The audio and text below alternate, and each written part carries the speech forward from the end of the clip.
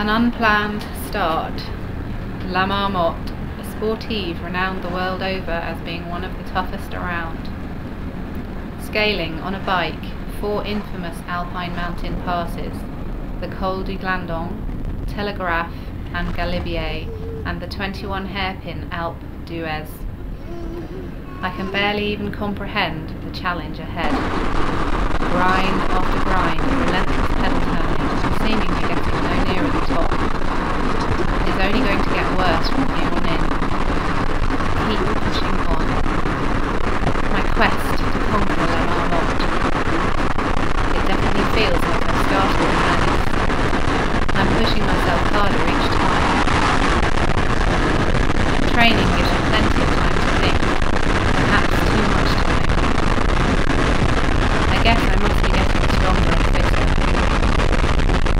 The low resting pulse rate. Burying myself in the side of the French mountain. Puffing, wheezing, sweating like a maniac. In my mind's eye, I'm climbing a steadily rising gradient of around 6 or 7 miles per night. Crisp, clear air, bright sunlight. I'm a long way short of where I need to be. Stiff climbs along the way. The scenery was quite literally breathtaking. Sense of giddiness. Training seems like one long, tedious drudge. Wading through treacle with snowshoes. A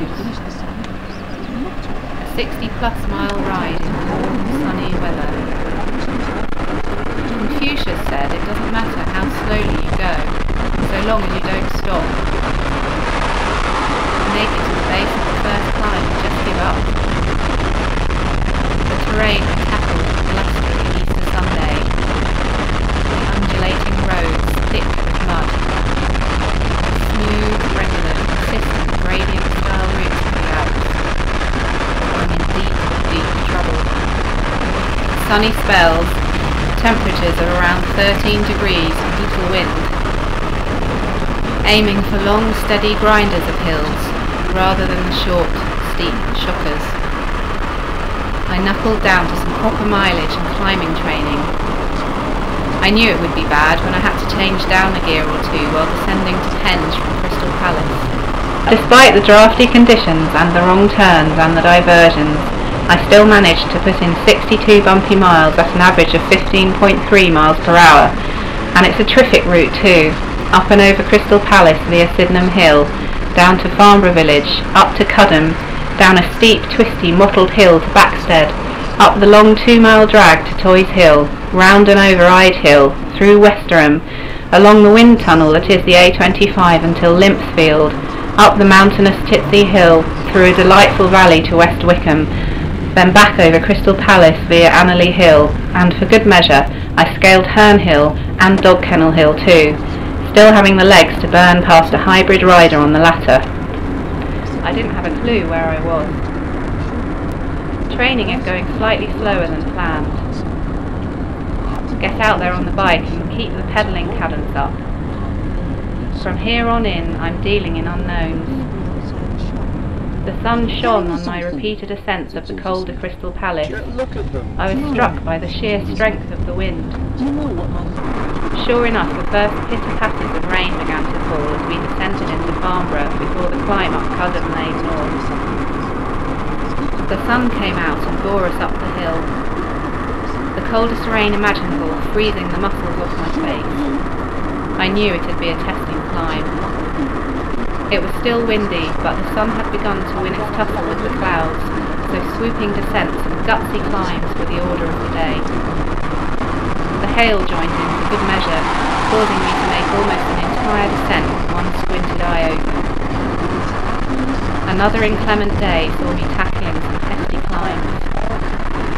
The Black Mountain offers an exhilarating descent. We take a brief break by the shores of a reservoir before heading down a magnificent descent at full pelt. Big ring, smallest sprocket, head down and pedalling. Great fun. Further rain and wind dogs our progress homewards.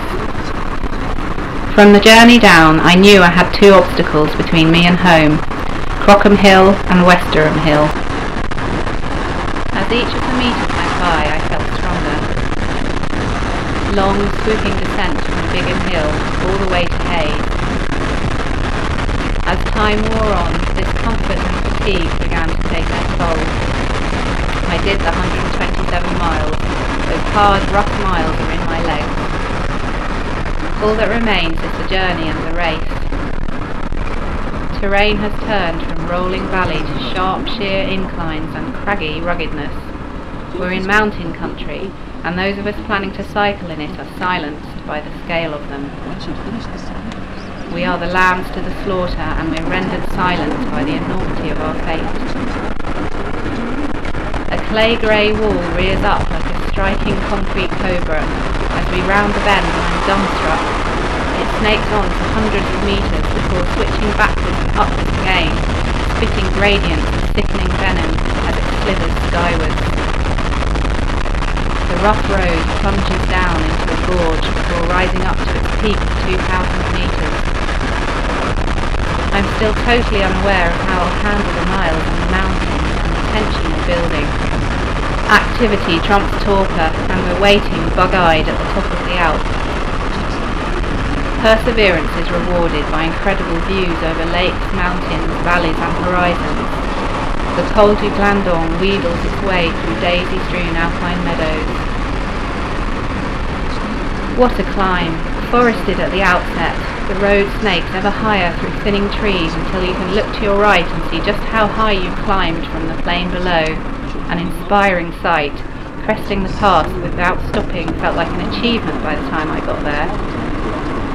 Galibier is a beast of a climb that drags upwards through a valley for several miles before switching back and upwards into the clouds.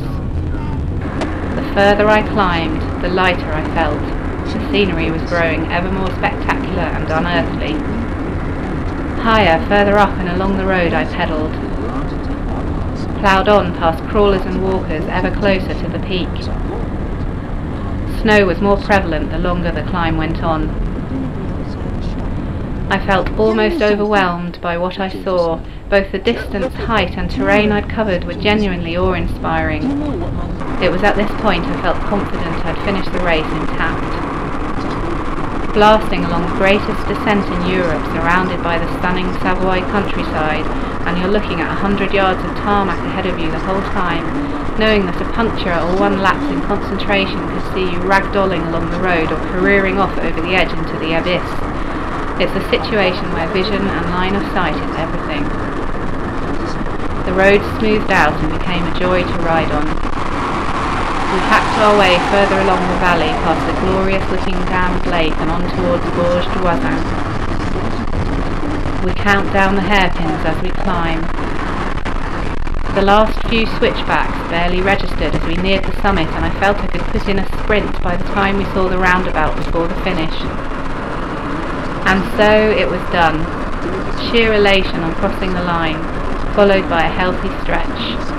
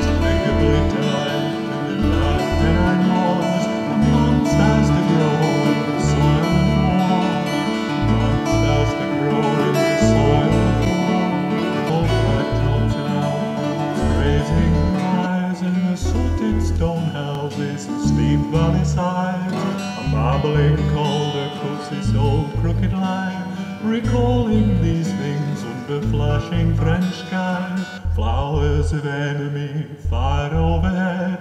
Friends and my comrades are twisted and dead, inextricably tied to the dark Pennine moors. A man starts to grow in the soil of war. Man starts to grow in the soil of war. The rumbling our